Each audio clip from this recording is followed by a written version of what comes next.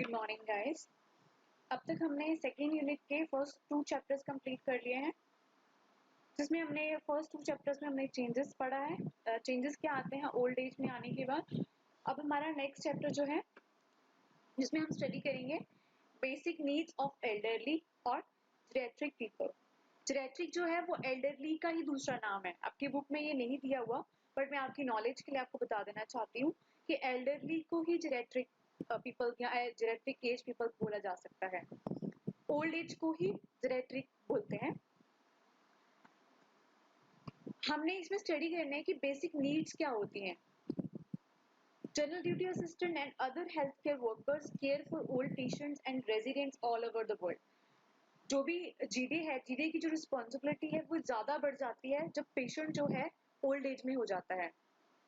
उस तरह के पेशेंट्स को ज्यादा असिस्टेंस की जरूरत होती है जो खुद से अपना ध्यान नहीं रख पाते हैं। इसमें हम स्टडी करेंगे, फर्स्ट हम पढ़ेंगे some task for the elderly. कुछ चीजें जो हमें खुद से ऑर्गेनाइज करनी पड़ेंगी पेशेंट्स के लिए। जो ओल्ड एज पे अगर हमारे पास पेशेंट्स आता है, अगर हम एज अ जीडे काम कर रहे हैं तो हम क्या चीजें अरेंज कर सकते हैं, क्या टास्क अरेंज करेंगे उनके लिए। अगर हम केयर गिवर हैं, ओल्ड एज होम में हैं, या अगर हम घर पे भी हैं, तो हम किस तरह के जो टास्क हैं, ये कुछ ऐसे टास्क हैं जो मेडिकल फील्ड से रिलेटेड नहीं है, लेकिन जो हम डेली लाइफ में ओल्ड एज की लाइफ में जो हम कर सकते हैं। कुछ टास्क ऐसे हैं।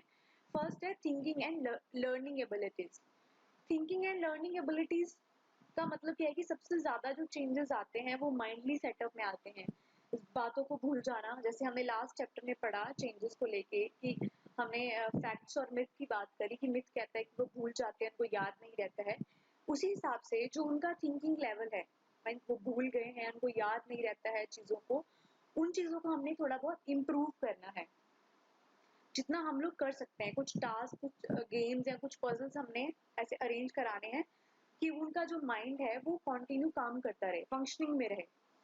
जैसे क्या है, the thinking and learning abilities of the older adults affect how we communicate.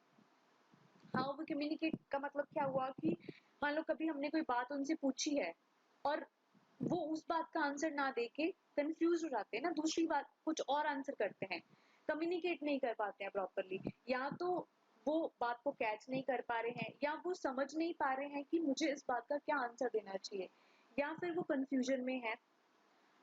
ज्यादा बड़ी उम्र में ऐसा हो जाता है बहुत सारे पेशेंट के साथ, बट सबके साथ नहीं। और दूसरी बात, instruct and teach them and their family members. उनको इंस्ट्रक्ट करना। अब क्या है ना, जैसे एज बढ़ती है तो कुछ जो पेशेंट्स हैं, कुछ जो ओल्ड एज हैं, वो खुद से अपना ध्यान रखना नहीं चाहते हैं और समझना भी नहीं चाहते हैं, अंडरस्टैंड करना भी नहीं चाहते हैं। तो उनको इंस्ट्रक्ट करना पड़ता है, उनको इस तरीके से समझाना पड़ता है ताकि वो चीजें वो करें। And teach them and their family members. और उनके परिवार को भी वो चीजें सिखानी है, समझानी पड़ेंगी कि उनका जो लर्निंग एबिलिटीज है या जो सोचने की जो क्षमता है उसको आप कैसे इम्प्रूव कर सकते हो या कैसे स्टेबल कर सकते हो। Older adults need special care during communication and instructions for doing exercise. आपने उनको स्पेशल केयर करनी है। जब भी आप उनसे बात कर रहे हो या जब भी वो आपसे बात कर रहे हैं, हो सकता है आपको भी उनकी बातें ना समझ में आए, हो सकता है स्लर्ड स्पीच है, इतना अच्छे से आप क्लियर ना बोल पाना, हो सकता है वो कंफ्यूजन वाली बातें करें, हो सकता है इलॉजिकल बातें करें, लेकिन आपका और उनका जो कम्युनिकेशन लेवल या बातचीत करने का जो तरीका वो इस तरीके का होना चाहिए जिसमें स्पेशल नीड दिखे। आप अपनी बात भी समझा पाओ और आप उनकी बात को भी अंडरस्टैंड कर पाओ। An instruction for doing exercise. आपने थिंकिंग और लर्निंग एबिलिटीज को इम्प्रूव करने के लिए एक्सरसाइजेज या बॉडी की जो एक्सरसाइज होती है जो नॉर्मली वो ओल्ड एज में कर सकते हैं, इस तरह की चीजें करने के लिए आपने उनको इंस्ट्रक्शन देने हैं। एंड इवन आपने हेल्प भी करना है उनको करवाने के लिए, असिस्ट भी करना है कि वो खुद से करें और करवानी भी है उनका इंटरेस्ट बनाना है उस चीज में। नेक्स्ट है, when a GD are communicating with an elderly patient, he or she should। उसको क्या करना चाहिए जब भी हम बात करते हैं एज अ GDA, हम पेशेंट के साथ या ओल्डर एज के साथ हम लोग कम्युनिकेट कर रहे हैं तो हमें क्या चीजें ध्यान में रखनी है। फर्स्ट है, give the person their eye glasses and hearing aid they have one. अगर पेशेंट जो है या ओल्डर जो है उसको उसकी आई साइट मोस्टली क्या होता है, 90% आई ग्लासेस लगे होते हैं। तो आई ग्लासेस अगर उनको चाहिए, कहीं पे जाना है, न्यूज़पेपर पढ़ना है, टीवी देखना है, कुछ करना है, तो आपने उनको पहले आई ग्लासेस देनी है। या फिर उनसे कम्युनिकेट करने से पहले उनको हेयरिंग एड क्या होता है, अगर उनको नहीं सुन पाता तो मशीन लगाते हैं ना कान में जिससे वो प्रॉपरली सुन पाए, तो हेयरिंग एड आपने उनको देना है। Speak slowly and clearly while facing the person. आपने धीरे धीरे बात करनी है और क्लियरली बात करनी है जब आप उस बंदे को, उस पर्सन को आप देख रहे हो। जब आप उसकी तरफ बात कर रहे हो तो आपने उसके फेस की तरफ देखना भी है और धीरे और क्लियरली बात करनी है। Keep information simple. जो बात आप कहना चाहते हो वो इस तरह की घुमा फिरा के कोई बात मत कहो, क्लियर और सिंपल बात कहो जो पेशेंट या ओल्ड एज जो है वो उसको अंडरस्टैंड कर सके। Use words that the person can understand. इस तरह की आपकी बातों का लहजा होना चाहिए, बातों का तरीका होना चाहिए कि वो जो वर्ड्स हैं जो आप कहना चाहते हो वो अगले बंदे को अंडरस्टैंड हो जाए। Allow enough time for the patient. Some patients need more time than others. ये नहीं है कि बहुत जल्दी में है, बताया बात खत्म करी और आप चले गए, नहीं। अगले बंदे को टाइम दो आपकी बात को समझने का और उसको उस पे रिएक्ट करने का। जब तक इवन आप दोबारा भी पूछ सकते हो, सर आपको मेरी बात समझ में आई है? अगर आप कहते हो तो मैं दोबारा इस बात को आपको समझा देता हूँ या फिर आपको दोबारा बोल के बता सकता हूँ। Some patients need more time than others. जैसे मैंने बताया, हमने मिथ और फैक्ट में पढ़ा ही है कि जो सारे मिथ, सारी चीजें सच नहीं होती हैं, लेकिन हाँ कुछ पेशेंट्स ऐसे होते हैं जिनको ज्यादा नीड की, ज्यादा असिस्टेंस की जरूरत है। Make sure that the area और रूम इज क्वाइट। शांति वाला रूम होना चाहिए, क्योंकि जैसे एज बढ़ जाती है शोर शराबा, नॉइज, मतलब लॉनलीनेस हो जाती है, साइलेंट रहना चाहता है पेशेंट भी और ओल्ड एज भी, तो उसका रूम जो है पीसफुल रूम होना चाहिए। Allow the person to talk and ask question. अगर ओल्ड एज या पेशेंट जो है आपसे बात करना चाहता है तो आप उससे बात कीजिए, उसको मौका दी अपनी बात कहने का, अपनी बात रखने का, और उसको क्वेश्चन भी पूछिए कि उसके मन में क्या चल रहा है, वो किस तरह की बात करना चाहता है, अगर किसी बात की कोई टेंशन है या क्या है वो उससे आपके साथ वो शेयर करे। किस तरह की आपने बात करनी है कि वो आपके ऊपर उसका कॉन्फिडेंस बने और ट्रस्ट बने और वो अपनी बात जो है इजीली आपको बता सके। Include the loved ones in the communication and the instruction process.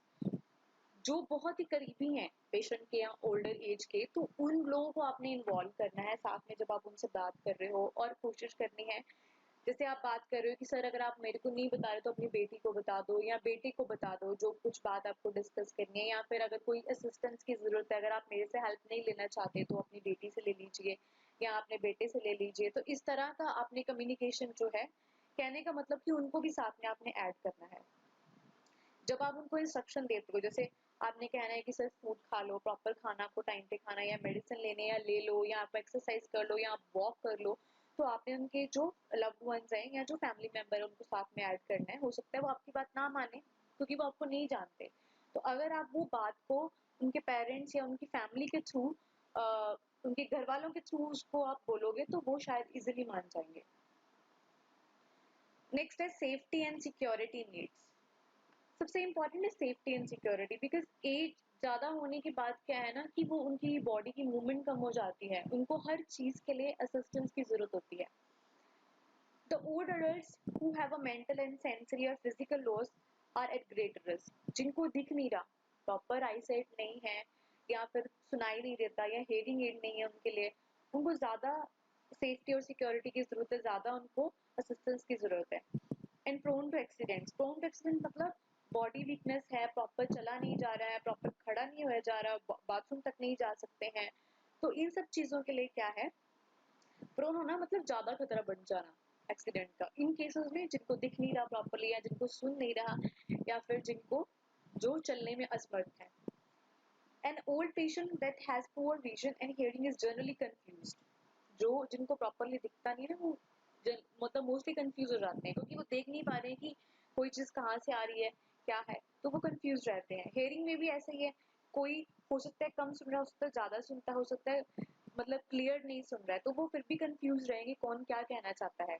And has poor judgement. जज नहीं कर पाते ना एग्जैक्टली कि क्या हम सुन रहे हैं या क्या कोई अगला बंदा बात कर रहा है या क्या चीज आगे आ रही है, दिख नहीं पा रहा। He is prone to slip. ज्यादा चांसेस है कि वो स्लिप कर जाएं या फाल गिर जाएं या फिर कट जाएं, उनका कोई बॉडी पार्ट है जिसपे कट लग जाए। ब्रूस मतलब खिंच जाए उनका वो पार्ट। कहने का मतलब ये है कि सेफ्टी एंड सिक्योरिटी ज़्यादा बढ़ जाती है अगर पेशेंट जो है उसकी आई साइट ठीक है, अगर पेशेंट को सुनने में दिक्कत है और फिजिकली बॉडी में कोई चलने फिरने में कोई दिक्कत है या कोई डिसेबिलिटी है, तो उस केसेस में सिक्योरिटी जो है उस ओल्डर के लिए ज़्यादा बढ़ जाती है।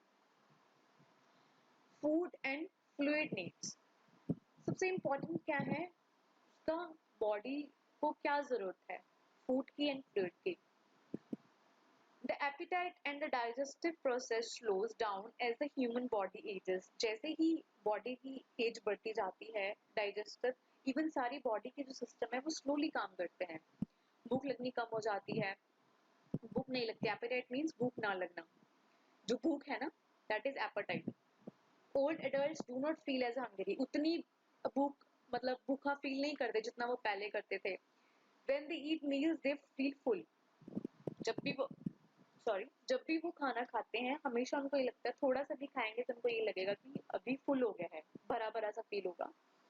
And they may not want to eat another meal for a long time, और ज्यादा नहीं खाना चाहेंगे। तब में इवन स्किप अ मील, हो सकता है कि आज सुबह खाया दोपहर का ना खाएं, क्योंकि वही feeling of fullness her time भरा भरा फील होना ना, उसकी वजह से हो सकता है कि वो दोपहर का ना खाएं। Old adults often do better with small snacks during the day rather than large meals. ज़्यादा खाना परोसने से बेटर है कि आप थोड़ा-थोड़ा खाना उनको दो, और खाना भी जो है लाइट होना चाहिए। हैवी नहीं है, परांठे नहीं दे रहे हो आप उनको, मक्खन लगा के उनको आप मक्खन घी लगा के परांठे नहीं दे रहे हो, दूध नहीं दे रहे हो, दही नहीं, इतना हैवी फूड नहीं है। नॉर्मल चपाती, जो नॉर्मल रोटी वगैरह आप दे सकते हो, सब्जी दे सकते हो, दाल दे सकते हो, लाइट फूड दे सकते हो। उसमें क्या है ना, एक चपाती अब दी या एक या दो दी, फिर उसके 2 या 3 घंटे के बाद आपने बीच में उनको फ्रूट दे दिया या आपने जूस दे दिया। इस तरह से आप उनकी जो डाइट है उनको आप प्लान कर लीजिए, लाइक 2 या 3 घंटे के गैप में थोड़ा थोड़ा सा आप उनको इस तरह से प्लान करो। 3 टाइम में बड़ा सारा लार्ज अमाउंट में फूड देने से बेटर ये है कि थोड़ा थोड़ा, ताकि वो जो फीलिंग ऑफ फुलनेस है, बड़ा बड़ा जो फील होता है, वो ना फील हो, पेशेंट को ना फील हो, ओल्डर को। तो इस तरह से आप उनका जो फूड है उसको डिवाइड कर सकते हो। In terms of fluid needs, क्योंकि बॉडी जो है ना वो एक तरह से ड्राई हो जाती है, क्योंकि वीक पड़ने लगी है और फ्लूइड लॉस ज्यादा हो जाता है बॉडी में, क्योंकि यूरिन भी ज्यादा आने लग जाता है कभी कभी ओल्ड एज में।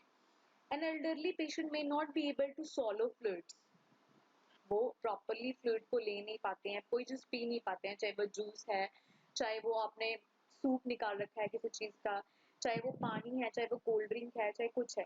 दे may not even feel thirsty, जैसे मैंने बताया पहले कि उनको भूख नहीं लगती, वैसे उनको प्यास भी नहीं लगती है। When they should under normal condition, even वो नॉर्मल भी होंगे तो भी कभी कभी क्या है, उनको उतना भूख या उतना प्यास नहीं लगेगा। We should therefore offer fluids very often to elderly, पर हमने इस तरह से प्लान करना है कि हमने हर 2 घंटे या हर 1 घंटे के बाद उनको एक छोटा सा कप या छोटा बाउल जो है हमने उनको सूप या जूस उस हिसाब से हमने देना है, क्वांटिटी कम करके देना है, थोड़ा थोड़ा देना है, लेकिन थोड़े थोड़े टाइम के बाद देना है, ताकि उनकी जो फ्लूइड की नीड है बॉडी में, हाइड्रेशन बनी रहे, डिहाइड्रेशन में पेशेंट ना जाए। The GDA should use apron and proper utensils for feeding the elderly patients. GDA को खुद को भी कवर करना है, बिकॉज क्या है ना, पेशेंट जो है हो सकता है जो ओल्डर अडल्ट है वो रिफ्यूज कर दे, रिफ्यूज मतलब मना कर दे, मैंने नहीं खाना, या हो सकता है कि छोटे बच्चों की तरह कभी कभी ओल्डर जो है बिहेव करते हैं, तो आपकी ड्रेस गंदी हो सकती है, तो आपने खुद को भी लाइक एप्रन पहनना है प्रॉपर, आपने जो भी आप यूज कर रहे हो, यूटेंसिल्स यूज कर रहे हो उसको खाना खिलाने के लिए, जो भी बर्तन आप यूज कर रहे हो वो प्रॉपर तरीके के बर्तन होने चाहिए, प्रॉपर सारा इस तरह का होना चाहिए कि पेशेंट का भी एरिया जो है जहाँ पे वो खाना खा रहा है उसके आसपास के उसके खुद के कपड़े भी गंदे नहीं होने चाहिए, और आपको भी जो है आपकी जो ड्रेस है वो भी गंदी नहीं होनी चाहिए। तो इस तरह से जो आपने मेंटेन करना है, ये कुछ बेसिक चीजें हैं, बेसिक जो नीड है वो जरूरी है जो पेशेंट के लिए, इवन अगर एज अ जीडीए नहीं, एज अ केयर गिवर भी और एज अ फैमिली मेंबर भी हम अपने घर पे अपने जो बड़े हैं जिनको जरूरत है स्पेशल नीड की, हम खुद से भी वो कर सकते हैं। इसी के साथ हमारा थर्ड चैप्टर कंप्लीट होता है ओल्डर एज के बारे में। इसके क्वेश्चंस मैं आपको व्हाट्सएप कर दूंगी, अगर आपको कोई भी क्वेरी हो तो मुझे व्हाट्सएप पे मैसेज कर दीजिए। अगेन मैं आपको रिक्वेस्ट करना चाहूंगी, सब लोग अपने घर पे रहें, सेफ रहें एंड सुरक्षित रहें, अच्छा खाना खाएं, अपनी इम्यूनिटी को स्ट्रांग रखें और कोशिश करें घर से बाहर ना जाएं, सोशल डिस्टेंसिंग को मेंटेन कीजिए। Thank you so much, have a nice day.